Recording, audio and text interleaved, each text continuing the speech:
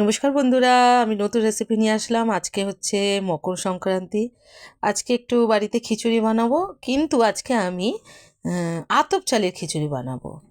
কামিনী আতপ চাল বা গোবিন্দভোগ চালের না, আতপ চালের খিচুড়ি। এখানে আমি কড়াই বসিয়েছি, ডালটা একটুখানি ভালো করে শুকনো কড়াই একটু নাড়াচাড়া করে ভেজে নেবো। আমি এখানে 200 গ্রাম আতপ চাল আর 150 গ্রাম মুগের ডাল নিয়েছি। এইদিকে আমি জল বসিয়ে দিচ্ছি, জলটা গরম হয়ে এসছে। আমি চালটা ধুয়ে ভালো করে আমি জলের মধ্যে দিয়ে দিলাম। এবারে আমি এদিকে চালটা দিয়ে আমি ঢাকা চাপা দিয়ে রেখে দেবো নাড়াচাড়া করে। আর ওইদিকে আমার ডালটাও প্রায় ভাজা হয়ে গেছে। এবারে ডালটা আমি নামিয়ে নেবো। এদিকে আমি কড়াইতে তেল দিয়েছি, সাদা তেল দিয়েছি। এর মধ্যে আমি ফুলকপি আর আলু একটু হালকা নুন আর হলুদ দিয়ে ভেজে তুলে নেব।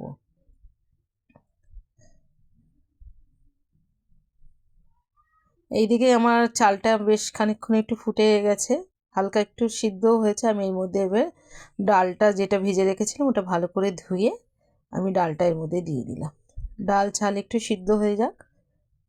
আমি ঢাকা চাপা দিয়ে গ্যাসের ফ্লেমটা একদম লোতে রেখে দিয়েছি। এখানে আমি ফুলকপি আলু ভেজে তুলে নিয়েছি। এবারে 2-3টে শুকনো লঙ্কা, সাদা জিরে আর একটা তেজপাতা আমি ফোড়নে দিয়ে দিলাম।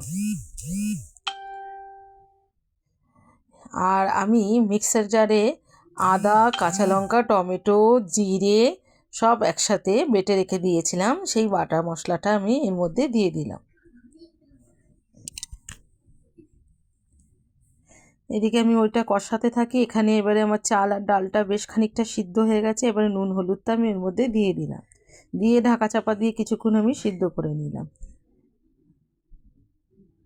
60% দেখেন একদম সিদ্ধ হয়ে গেছে। এদিকে আমার মশলা একদম কষানো হয়ে গেছে। এর মধ্যে সামান্য একটু হলুদ আমি দিয়েছি, যেহেতু আমি মানে ডাল আর চালের মধ্যে নুন হলুদ পরিমাণ মতো দিয়েছি, ওই জন্য সামান্য হলুদ দিলাম আর সামান্য একটু নুন দিয়ে মশলাটা কষিয়ে নিচ্ছি।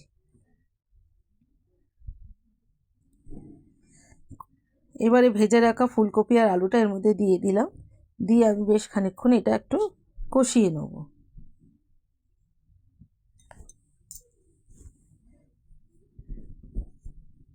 এই দেখেন এর মধ্যে আমি একটু কড়াইশুঁটিও দিয়ে দিয়েছি।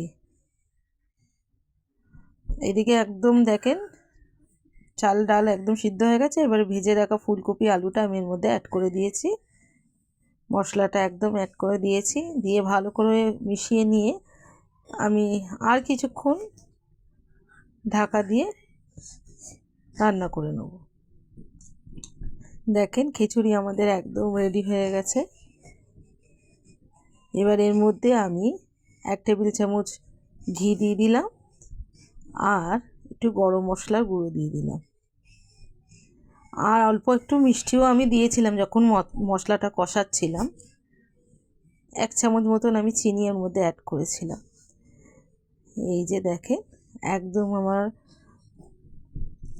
ফুলকপি আলু কড়াইশুঁটি দিয়ে খিচুড়ি রেডি আতপ চালে। আর এই খিচুড়ির সাথে আমি শেষ পালনের একটা নিরামিষ তরকারি সাথে পরিবেশন করলাম। কেমন লাগলো?